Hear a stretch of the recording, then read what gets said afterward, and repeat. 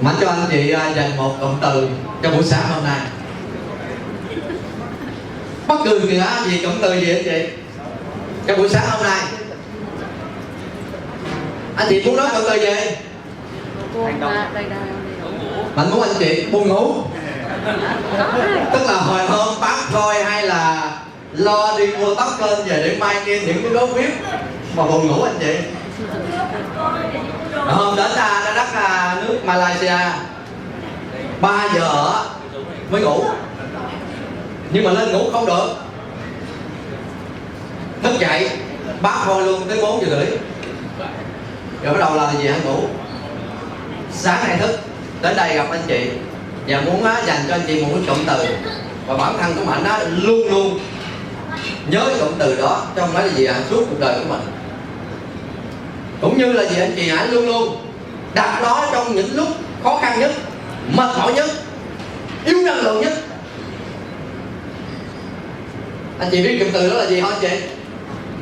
I love myself. I love myself. Tức là tôi yêu bản thân tôi. Bao nhiêu anh chị yêu bản thân mình à? Tôi. Bao nhiêu anh chị yêu bản thân mình à? Tôi. Bao nhiêu anh chị yêu bản thân mình à? Tôi. Hãy nói xem Mạnh được không? Được không? I love myself. I love myself. Tôi yêu bản thân tôi. Tôi yêu bản thân. Chưa thấy anh chị là hãy tập trung, chưa thấy. Mạnh không nói là gì, giờ không cần nghe một tiếng động nào hết, kêu cái tiếng chén bên kia chuẩn bị thôi. Tôi yêu bản thân tôi. Tôi yêu bản thân tôi. Tôi yêu tất cả đội nhóm của tôi. Tôi yêu Việt Nam. Quanh coi. Chào tay thật lớn anh chị. Thật tuyệt vời anh chị. Quanh coi. Thật cảm ơn bản thân mình và yêu bản thân mình. Vì mình có một quyết định mà khi đó là Mạnh thường nói với cả chị em, cuộc đời người có khi thấy được cơ hội này một lần trong đời, không thấy được lần thứ hai. One Call đã giúp Mạnh rất nhiều thay đổi được một cái cuộc sống từ chính bản thân Mạnh, gia đình Mạnh và tất cả những người mà Mạnh đã được gặp và đã làm One Call. 46.000 thành viên đến thời điểm này của One Call Việt Nam. Rất mong những anh chị dành một tràng pháo tay thật lớn cảm ơn tất cả những đồng đội của ta, và cảm ơn người dẫn đầu của Việt Nam. Anh lên cảm ơn anh chị. Cảm ơn tất cả những anh chị. Mà sẽ đi vào nội dung vì hôm nay có khách mới, chắc có lẽ là gì cũng phải nói qua 5 phút về One Call trước khi cho anh chị biết những con số mà One Call thế giới đã làm suốt hơn 18 tháng qua. Những con số vô cùng tuyệt vời, và chưa một công ty nào trong lịch sử làm được như thế. Và tin chắc một điều, những anh chị em nào mà làm ở Việt Nam hay ở đất nước Malaysia này, hay là gì ở các nước khác, như đây có anh nào ở Canada, sẽ cảm thấy hạnh phúc khi mình bỏ một thời gian cho vài ngày ở Malaysia này. Và hãy xin những thành viên cũ hãy cho nó một tràng pháo tay thật lớn cho những vị khách của chúng ta. One Call là gì anh chị? One Call là gì? Là một đồng tiền, chính xác. Một đồng tiền. Đồng tiền số 1. Đồng tiền số 1. Cảm ơn con nha. One Call nhí. Một tràng pháo tay cho One Call nhí. Con tin con là một trong những người triệu phú hay tỷ phú trẻ tuổi nhất ở đây không? Tại vì con biết One Call. Con việc tuyệt vời là như vậy. Thưa anh chị, nếu anh chị hiểu về sự thay đổi rất nhanh của một cái xu thế công nghệ, những cái gì mà trên thế giới nó diễn ra, thật sự một điều đối với Mạnh là người Việt Nam mình không được may mắn khi biết được những cái cơ hội này. Không phải chúng ta thiếu kỹ năng, không phải chúng ta không thông minh, không phải chúng ta không làm được những điều mà trên thế giới mà họ có thể sinh ra, nhưng chúng ta không may mắn biết được những thông tin này một cách tốt nhất. Và tất cả những thành viên đang ngồi ở đây chúng ta thật may mắn và hạnh phúc khi biết những thông tin ở quanh coi. Và trong lịch sử của thế giới công nghệ có thể nói với nhau rằng OneCoin có thể đi nhanh nhất, tốt nhất, ổn định nhất và bền vững nhất. Niềm tự hào lúc nào cũng xuất hiện khi đi chia sẻ OneCoin, nói chuyện về OneCoin, để muốn giúp hơn cho nhiều người Việt Nam mình biết về OneCoin. Vì đất nước chúng ta bị thiệt thòi lắm anh chị, và chúng ta không thể nào để chúng ta bị thiệt thòi. Hãy tự tin chia sẻ tất cả những gì mình biết về OneCoin, mang sự tâm huyết và đam mê của mình, hãy chia sẻ cho tất cả mọi người và hãy giúp cho họ cơ hội này, cho dù ít hay nhiều. Vì anh chị sẽ thấy sự lớn mạnh của OneCoin. Và trong mấy cái hội nghị ở Lương Đô được dùng một cái động từ đó là OneCoin chỉ mới bắt đầu. Chỉ mới bắt đầu. Đừng nghĩ hiện nay với giá 6.3 mà là cũ. 6.3 nhưng mà khi ổn định là 150, nó hoàn toàn nó khác nha anh chị. Bao nhiêu doanh nghiệp bạn bè mạnh thành lập công ty xong, thưa anh chị, tiêu tan 99%. Chưa kể những người mà mua xe cái chục tỷ chạy lái ở ngoài đường nói với nhau tài sản của họ thật có chỉ có mỗi có cái tràn gạt nước, còn lại là dây hết. Nhưng OneCoin lại khác. Hạnh phúc ở đây có anh Sam Anh, Hậu và tất cả những anh chị em đặt Blue và Love Diamond ở Việt Nam, thấy những cái thành viên của hệ thống Việt Nam đã thay đổi rất nhiều trong cuộc sống. Xã hội này càng tiến bộ thì người ta cần cái gì nó tiến bộ hơn, nó hiện đại hơn, nó nhanh chóng hơn, nó tiết kiệm hơn và nó bảo mật hơn. Và bao nhiêu anh chị muốn tài sản của mình có mà mình đi khắp nơi trên thế giới mình xài một cách thoải mái nhất, không có giới hạn? Bao nhiêu anh chị? Bao nhiêu anh chị muốn rằng tài sản của mình á có thì mình được đưa vô để bảo mật một cách tốt nhất, để có thể người khác không hề biết. Bao nhiêu anh chị thấy rằng là gì hả? Mình có được cái tài sản của mình thì mình muốn chuyển cho ai, muốn cho ai bất kỳ đâu trên thế giới này mà chúng ta không có tốn phí, hay tốn phí cực kỳ thấp. Đó là quan trọng. Một cái phương thức giao dịch, một phương thức thanh toán, một phương thức trao đổi có thể nhanh chóng nhất như một cái gì thế giới của internet. Nếu như ở thế giới tiền mặt của chúng ta có tiền mặt, và đô la Mỹ được xem là một cái đồng tiền chung. Dĩ nhiên có nhiều quốc gia, vài quốc gia khác họ chưa happy lắm về đô la Mỹ đâu, nhưng mà từng quốc gia họ sẽ có một cái đồng tiền chung của mình để giao dịch tiền mặt với đô la Mỹ, đúng không anh chị? Nhưng đối với thế giới của công nghệ có tiền internet, tiền gì mẫu hóa được số. Vậy đồng tiền nào sẽ trở thành số 1? Đồng tiền nào sẽ nhanh chóng được tự do thương mại của mày mà đủ số lượng đủ lớn để có thể giúp cho tất cả những đồng tiền điện tử tiếp theo đó của từng quốc gia họ sản xuất ra. Họ chọn cái đồng tiền này giống như đô la Mỹ để giao dịch chung. Đó đồng tiền gì vậy chị? OneCoin. Thôi chị, OneCoin này chị. Vậy là chị hình dung hiểu rồi đúng không? OneCoin này đó. Chỉ còn lại là các gói chi tiết sao anh không nói. Khóa học đào tạo thế nào, bao nhiêu phí, chúng ta là gì, cần tham gia ra sao, học hành thế nào có được đạt được kết quả giống như những anh chị em đã đạt kết quả. Thì tất cả những anh chị sẽ hỏi trực tiếp với người mời anh chị để được chi tiết trong những vấn đề đó. Còn bây giờ sẽ vô là gì hả? Chi tiết nội dung đó là gì hả? Ngày hôm nay tổng thể của OneCoin hơn 18 tháng qua trên thế giới, những con số biết nói, những con số đã tạo nên một lịch sử và OneCoin và nhiều bài báo trên thế giới họ định nghĩa đó là kỳ tích anh chị, đó là kỳ tích chứ không phải đó là thành tích nha anh chị. Đây anh chị,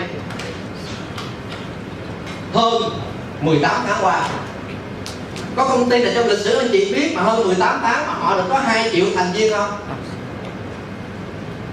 Anh chị hình như không biết đúng không anh chị? Không có đúng không? Nhưng mà điều đặc biệt hơn, 2 triệu thành viên này là họ bỏ tiền để họ đầu tư cho một sự nghiệp lâu dài của họ, chứ không phải họ vào như Facebook họ cảm thấy họ xài như miễn phí. Thế là Google lên tra thông tin, giờ hình như mình thấy mình không có tốn phí. Không có gì mà họ bỏ tiền cho những cái khóa học để đầu tư cho sự nghiệp của họ, một sự nghiệp lâu dài, bền vững và hạnh phúc. Cái thứ hai, 6 châu lục rộng khắp hết rồi, 214 quốc gia vùng lãnh thổ, không thiếu những quốc gia vô cùng khó tính, khó chịu, và có thể nói là chưa chắc họ có thể là chịu bỏ tiền ra để họ có thể mua cho những cái sự nghiệp lâu dài này, nhưng mà họ cũng đã vào cuộc. Và chúc mừng tất cả những anh chị ở đây vì một sự lựa chọn đúng đắn. Có nhiều anh chị Việt Nam bây giờ nghe thông tin đó cứ đắn đo chần chừ suy nghĩ mãi. Thưa anh chị, thế giới vô cùng hết rồi. Anh chị hãy tự nhốt mình ở vô phòng trong 1 tháng thôi, đừng có biết gì về ở ngoài hết, rồi kể cả đừng có xem cái tin gì trên mạng hết. Một thế giới không cần internet nữa. Và anh chị bước ra bên ngoài sau 1 tháng đó, hình như là mình từ trên trời mình lên xuống, mình không có biết cái gì trên thế giới này. Có anh chị nào 1 tháng mà không xài internet không? Theo nghiên cứu những người phụ nữ trong vòng 2 tiếng đồng hồ, họ cầm cái máy điện thoại lên, họ coi một lần không biết coi cái gì.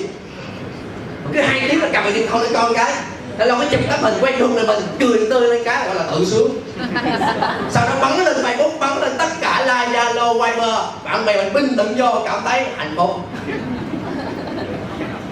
Nói vậy đó chị, thiếu nó sống không nổi đâu. Một thế giới phẳng rồi, thay đổi nhanh lắm. Một cái thế giới mà gì anh chị hả? Tới hàng tỷ người trên thế giới mà đang quan tâm với tất cả internet này. Và Bill Gates cũng đã nói cách đây đó là gì hả? 3 năm về trước, nếu như 5 năm nữa bạn kinh doanh mà những việc không liên quan đến internet thì tốt nhất bạn đừng kinh doanh. Vậy thì chúng ta đang đến một xã hội hiện đại, đúng không anh chị? Đúng không anh chị? Đúng thế chị. Thứ ba, những nhà lãnh đạo xuất chúng. Tất cả anh chị đang ngồi đây là những nhà lãnh đạo. Mỗi một cá nhân là một tài sản, chúng ta quản trị cái doanh nghiệp riêng của mình. Và chưa có một doanh nghiệp nào á mà nó thoải mái đầu tư một cái chi phí thấp nhất như OneCoin đâu anh chị. Anh chị hãy thử có một cái khoản tiền nào để mở một doanh nghiệp để tồn tại phát triển một cách tốt nhất. Thưa anh chị, tốn không ít tiền đâu, nhưng ở OneCoin có thể có những cái khóa và đầu tư anh chị thấp nhất, anh chị vẫn có thể đầu tư cho một cái sự nghiệp này và tự mình có thể quản trị cho một cái doanh nghiệp của mình. Và chúng ta cũng nói là gì hả? Quản lý cả một cái doanh nghiệp của mình. Giống như Mạnh đến ngày hôm nay á, sáng mở ra được 15.300 hai mấy người đó dưới cái hệ thống của Mạnh. Sau 15 tháng làm việc, có cái doanh nghiệp nào mà gì anh chị sau 15 tháng mà mình có thể có được 15.000 đó là gì nhân viên thành viên thôi chị. Và họ cũng giống như mình, họ cũng quản trị doanh nghiệp giống như mình. Ô tuyệt vời quá, quá tuyệt vời anh chị. Và nó tạo sự khác biệt. Và Mạnh thường nói anh chị nào mà thành công trong cái kinh doanh network hay thành công trong cái cơ hội của OneCoin này, thưa anh chị, giỏi lắm. Và anh chị thấy có những anh chị em ở đây á đặt những cái danh hiệu mà giúp cho những anh chị đạt kết quả tốt, họ có giỏi không? Họ có tài không anh chị? Họ có tầm không anh chị? Mạnh dạn trả lời anh chị, họ có tầm không? Có. Và họ có tâm không chị? Điều quan trọng là muốn tất cả những anh chị đều thành công với mình. Hãy giúp cho nhiều người thành công, giá trị thành công sẽ đến với bạn. Hãy giúp cho tất cả cùng hạnh phúc với cơ hội này, hạnh phúc sẽ đến với bạn. Cuộc sống hãy cho đi, và không có gì mất đi, chúng ta sẽ được nhiều hơn. Nhưng hãy cho thật lòng và cho một sự thật, đúng không anh chị? Cái cuối cùng trong cái phần này á, là gì? Tạo ra một cái mạng lưới tăng trưởng. Mạng lưới tăng trưởng như thế nào đây chị? Anh chị hãy nhìn tất cả những công ty làm người network. Những công ty này đạt được á, nó hơi nhàn chút nha anh chị, là họ mất khoảng 5, 10, thậm chí vài chục năm họ mới lên được vị trí á, là nằm trong cái top 10 này. Quanh coi sau 18 tháng. Thưa anh chị, ở vị trí số 5. Số 5.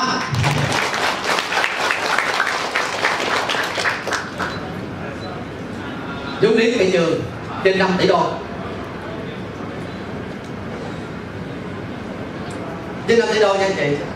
Và để đạt được cái điều này á, đó là sự thông minh về chiến lược kinh doanh thôi. Thông minh trong kinh doanh mà anh chị biết một doanh nghiệp á, chiến lược kinh doanh mà sai họ tương tan hết. Thắng là xong nhờ chiến lược kinh doanh, mô hình kinh doanh, chọn giải pháp tốt nhất của thời đại thôi, họ mới thành công tốt nhất. Thì điều quan trọng hơn, anh chị có tin sau 1 năm nữa có thể ở những đất nước khác nhau và cũng cùng trên sân khấu này những thành viên Việt Nam khác sẽ lên đây giới thiệu với anh chị rằng Onecoin đã đến vị trí thứ nhất thế giới của network không? Có anh chị? Có. Anh tin thì tin có cơ sở chứ không phải tin không có cơ sở đâu anh chị. Niềm tin trên sự đánh giá, cái cơ sở đánh giá. Đây là điều mà Onecoin đã làm được. Thì chúc mừng các anh chị đã chọn một công ty quá tuyệt vời. Anh em mình xưa nay chỉ thua á là thua gì công ty không tốt thôi. Giống như có nhiều anh chị hỏi Mạnh á, hiện nay Việt Nam có tới 10 loại đồng tiền điện tử. Làm đồng tiền nào đấy? Mạnh nói á là gì, anh chị đừng có so sánh với Onecoin, khập khiễng lắm. Anh chị muốn biết, anh chị đến đó hỏi công ty đó như thế nào, anh chị tìm hiểu anh chị làm. Và chị nếu có quan tâm đến Onecoin, tôi sẽ giúp anh chị biết về Onecoin và thành công với Onecoin. Đừng mất thời gian nhiều. Nếu họ chuyên tâm, họ chọn, chúc mừng họ để thành công. Nhưng hãy cho họ một câu, hãy tìm hiểu thật kỹ. Vì những bài học rất lớn xảy ra ở một thị trường Việt Nam rồi. Nếu chúng ta đánh giá không đúng đắn, thưa anh chị, thua. Không khéo mất hết uy tín, ảnh hưởng rất lớn đến một sự nghiệp lâu dài. Nghe anh chị. Giờ cái phần đó là bí quyết, chìa khóa vì sao Onecoin đạt được giá trị lớn như này. Có một cái chìa khóa thành công của Onecoin. Nhắc lại anh chị 5 cái chìa khóa này. 1. Niềm tin. 4 giá trị niềm tin Onecoin gửi đến anh chị. Niềm tin thứ nhất là anh chị tin về Onecoin. Tin anh chị sẽ đạt được lựa chọn đúng đắn nhất ở Onecoin. Tin vô ở chữ Onecoin là tin ở công ty Onecoin. Từ ngày đầu anh chị làm, anh chị có hiểu và tin hai từ Onecoin không? Nói thật lòng nha. Lúc đầu á hình như không có biết Onecoin là gì. Nhưng khi vô làm thời gian và cái niềm tin được củng cố và xây dựng, đúng không anh chị? Và thấy hai từ Onecoin hình như mọi lúc mọi nơi, kể cả ở sáng nay á là gì á, một người đi cùng với Mảnh á là gì á, nói rằng là hôm ngủ thấy Onecoin và thấy được tôn vinh danh hiệu Diamond. Mà nói á, nếu mơ thì mơ luôn cờ đao Diamond đó rồi. Anh sao anh mới nói thôi một ngày mơ một danh hiệu nó có cảm giác khác nhau. Hôm nay mơ nằm thấy được thấy danh hiệu Diamond, ngày mai lên bờ lưu Diamond, ngày mốt bờ lách Diamond, bữa kia cờ đao Diamond. Bước ra ngoài sự thật nhìn lại thôi, phấn đấu cho sự thật. Tất cả con số nó biết nói nhưng qua hành động cụ thể và kết quả cụ thể. Mơ là tốt nhưng phải hành động. Những kết quả đến, tất cả đó là sự mồ hôi và nước mắt và công sức. Kết quả anh chị đạt của ngày hôm nay đó là công sức và sự nỗ lực tất cả của anh chị. Và cho anh chị một cái câu với cái niềm tin này: sự lựa chọn hơn mọi sự nỗ lực. Đúng không anh chị? Anh chị lựa chọn không đúng, không tốt, có khi chị mất cái thời gian, có thể nói nhau á là gì hả, 5 năm, 10 năm anh chị có thể đạt một kết quả nhưng mà dài lắm. Nhưng lựa chọn mà tốt, có thể 1 năm giúp anh chị thay đổi hoàn toàn.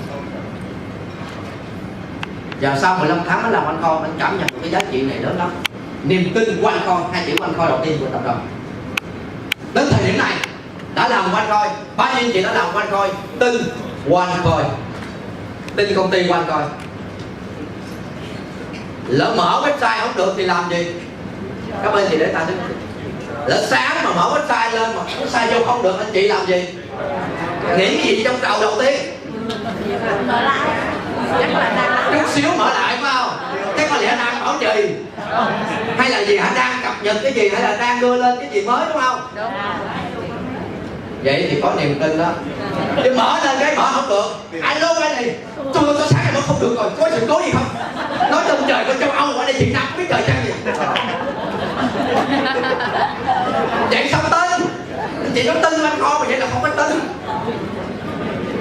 Anh chị có tin một công ty đã vốn hóa thị trường trên 5 tỷ 214 quốc gia vùng lãnh thổ mà những tạp chí nổi tiếng nó đăng lên vậy đó, những người nổi tiếng bây giờ xung quanh coi họ xây dựng, họ đào tạo đi khắp nơi trên thế giới, và một năm tới 4 năm sự kiện, từ 5 đến 10.000 người, mỗi sự kiện là 2-3.000 người, không biết bao nhiêu sự kiện. Cô chị công ty như thế nó có bị vấn đề gì trong giai đoạn này hay không? Dĩ nhiên là không rồi. Đi làm gì mà sao mất niềm tin? Đúng không anh chị?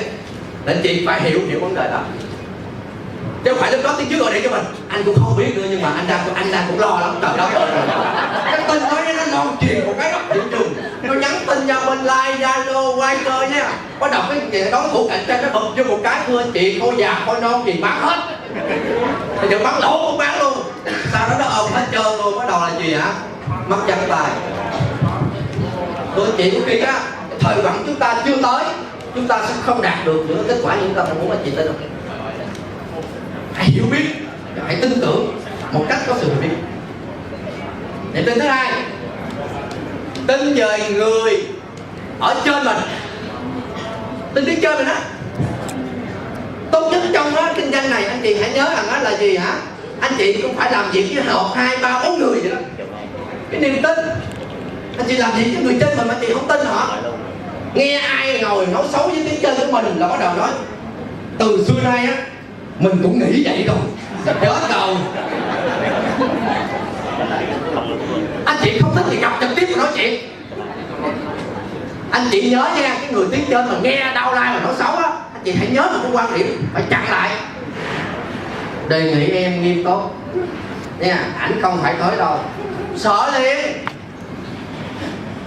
Nhưng mà anh nghĩ á, em gặp trực tiếp nói chuyện nó hay hơn. Anh chị chặn mọi luồng tin tiêu cực. Đợt này anh chị đó là gì? Theo chết luôn. Thưa anh chị, không ai hoàn hảo. Người có ưu điểm này nhưng có những khiếm khuyết khác.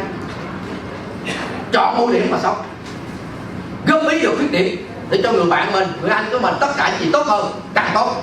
Còn nếu không đủ sức, hãy sống chung. Bill Gates cũng nói cuộc sống này không công bằng, quan trọng bạn thích ứng được chứ đâu. Đừng cầu toàn để ta tiến bộ và nỗ lực bản thân của mình để hoàn thiện hơn, chứ không phải cầu toàn để chúng ta chỉ trích cho những người trên. Do cái này bị cái này, tại sao vậy, tại sao kia. Sự nghiệp là của chúng ta, không vì một lý do gì mà chúng ta ngưng, không vì một lý do gì mà chúng ta buồn chặt một gì đến chơi chúng ta mà chúng ta bỏ sự nghiệp qua quanh thôi. Sai lầm. Đúng không anh chị? Vì quanh coi đã chứng minh rất nhiều người tự thân tự làm, họ vẫn có một kết quả lớn, chứ không phải là gì có một cái gì người phía trên quá trên trời. Thưa anh chị, họ vẫn có kết quả lớn. Anh chị có tin tiếng trên mình không? Có không? Có không? Có ai nói xấu tiếng trên thì làm gì? Quay túi luôn hả? Đánh luôn. Con quá tiền trời. Anh chị mà đánh là mai nổi tiếng luôn á. Làm người nổi tiếng giỏi lắm, đúng không? Mai đánh cái nổi tiếng lên à. Ủa sao quanh họ nó đánh nhau, nó cự cãi, nó không có nói là bên chừng tiếng chơi là này nó sai mà nó nói câu chuyện khác. Thôi không đừng dùng vũ lực, không nên nha. Đánh nhẹ nhẹ thôi mà nó đau. Cái chuyện tốt nhất là hãy nên làm cho người đó tốt hơn. Tất cả là coi kết quả thôi. Nếu như người đó cảm thấy tư tưởng cách đồng hành không được thì thôi chúng ta không quan tâm nữa. Hãy giúp cho những người cùng tư tưởng và đồng hành với chúng ta. Đừng bận tâm vì mục tiêu chúng ta xa lắm. Mới đi một đoạn đường mà quay qua quay lại, gặp người này nói cũng phải bàn, gặp người kia nói cũng bàn, gặp người nọ nói trên cũng bàn, gặp người cũng chửi. Cuối cùng cô chị không biết khi nào mà về đến nơi. Hãy vượt qua điều đó. Ông vượt điều đó không đạt được giá trị lớn đâu. Tức là trong cái ngành này anh chị hiểu rằng tư duy phải mạnh, tư duy phải mạnh, không mạnh không vượt qua được, phải mạnh mẽ lắm. Anh chị lưu ý cho cái chỗ đó. Còn đó là gì đã? Vấn đề niềm tin thứ ba là anh chị tin ở cái sản phẩm. Sản phẩm của One Coin là gì anh chị? Là 10 chức năng của One Coin. Chúc anh chị sẽ nghe chi tiết 10 chức năng của One Coin. Anh chị hãy tin 10 cái sản phẩm của One Coin, 10 cái chức năng đó, cho có đủ niềm tin cho mình không? Thưa anh chị, lĩnh vực nào trong xã hội One Coin cũng sẽ chạm tới, cũng chạm tới hết. Và anh chị là một trong những người khi bước ra sau này bên ngoài xã hội, trong vòng 1-2 năm nữa anh chị sẽ chạm tới tất cả những gì có tên One Coin. Cái đó sẽ quan trọng hơn, tiện ích nhất, hiện đại nhất, cần thiết nhất, và thưa anh chị sẽ giúp cho chúng ta có cuộc sống đẳng cấp nhất. Bao nhiêu anh chị đến lần đầu tiên nha, lần đầu tiên ở khách sạn 4 hoặc 5 sao? Thôi thật á, bên dạng đưa tay. Cảm ơn anh chị. Hôm trước á, ở Sài Gòn mình kể cái câu chuyện là đi Cambodia. Bao nhiêu anh chị bước vô phòng Cambodia mà thấy được cái bồn toilet mà biết đi cái bồn đó? Không biết. Mà hình như nó có bóng đốt á. Đi vô xong nó bật lên nó bật, chiếu đèn ra, tắt hồn hết trơn. Không hiểu gì sợ, dẫn vô dẫn ngồi xong không biết như thế nào á. Người thì nhấn số 2, nó xịt nước lên, nó làm chúng ta sạch sẽ. Chơi nút thứ 3, thưa anh chị, nó như một cái làn gió đó thôi, tức là nó sấy khô. Bông cái thứ 4, nó có một cái mùi thơm thơm, hình như nó xịt dầu thơm. Sau nó đứng lên đi ra mà nó xả nước xuống, nó đóng cái bồn cầu lại. Có nhiều chị em vô không biết, ngồi xong rồi không biết sao cái chạy toilet rồi nữa. Hoành trong mắt đây ở nha, chứ ở Sài Gòn á chị lên New Mơ ở nó có một cái phòng đặc biệt cái này, lúc mà ảnh đi dạy nó vô có bằng chân, lúc số 1 nó gọi là đề nghị ngồi đúng vị trí. Nó ngồi chặt vị trí, nó bàn tay nó dãy ra, nó vỗ rồi đi xong nó vỗ nó nhúc. Ngồi chặt nó vỗ cái là nằm tại chỗ luôn. Nó vừa nhộ mà nó vừa nằm tại chỗ, do cái xã hội nó hiện đại lắm. Và chúc mừng anh chị đã có một bước tiến đến một xã hội hiện đại ở One Coin. Tự vỗ tay. Đừng mắc cỡ gì, vì cũng có cái tiến bộ nha. Hôm nay không biết, ngày mai không biết, tất cả anh chị biết, có cái mà anh chưa biết mà sẽ học hỏi. Chúng ta hãy giúp nhau để chúng ta cùng tiến bộ. Hãy tìm những ưu điểm của nhau để giúp nhau. Nhớ điều đó. Và niềm tin cuối cùng là tin ở chính mình. Đúng vậy vậy. Anh chị có tin chính mình không? Có tin mình thành công không? Có tin mình đã lựa chọn đúng không? Có tin mình vô đến sai gặp sự cố mình xử lý được không? Có tin ở dưới hỏi mình cái gì mình có thể xử lý cho họ yên tâm không? Vỗ tay khen mình đi. Nhưng một vấn đề yêu cầu anh chị, tin nhưng phải học. Học để hiểu tất cả của One Coin. Cái gì chưa hỏi phải học cái người biết để hiểu ngay để còn hướng dẫn cho họ. Nhớ điều đó nha anh chị. Phần này á, trong mỗi quá trình xác lập rồi Mạnh không nhắc lại với anh chị nha. Mỗi một cái này anh chị thấy rằng có một giai đoạn One Coin sắp nhập rất nhiều những công ty khác. Và trong lịch sử anh chị thấy những khi chúng ta thành lập doanh nghiệp công ty mà cái chuyện mà tồn tại của doanh nghiệp đã khó khăn rồi, huống chi xác lập mua công ty nào lại. Nhưng One Coin đã làm được 4 lần. Và trong thời gian tới thưa anh chị đỏ hết cái màn hình. Những gì chức năng mà One Coin cần để triển khai mạnh thì vì phải triển khai cho cái việc đó nghe anh chị. Phủ khắp trên thế giới. Đây thống kê con số là từ trên 900 thành viên trở lên đó. Tôi chị không có chỗ nào không có One Coin hết chứ. Không có chỗ nào không có One Coin cho nha chị. Và có top những người thu nhập cao nhất trong làng MM. Và vị trí này 1-3 nha chị thấy hiện nay trong 3 top đầu tiên của thu nhập MM thế giới, One Coin đã có được 2 người thu nhập của họ cũng không quá cao không chị. 4 triệu euro một tháng. Cứ mở mắt ra sáng có trên 3 tỷ Việt Nam. Những người mà chúng ta đáng cần phải học hỏi, phấn đấu. Và anh chị có muốn gì không? Có không? Có không? Bao nhiêu chị muốn? Ơi. Cảm ơn chị. Và nhiều người hơn sẽ có trong danh sách này. Thì rất mong trong thời gian tới làm sao ở Việt Nam chúng ta hết năm nay hay năm sau gì kiếm cũng được là gì, 50 anh chị lên tới 100 cũng được nha anh chị. Qua đây anh chị, One Coin sẽ thành đồng tiền. Đồng tiền gì vậy? Số 1 trên thế giới, lớn mạnh nhất và bền vững nhất. Như ban đầu anh có nói với anh chị, và trở thành số 1 này có những cái chỉ tiêu nhất định. 1. 10 triệu người dùng.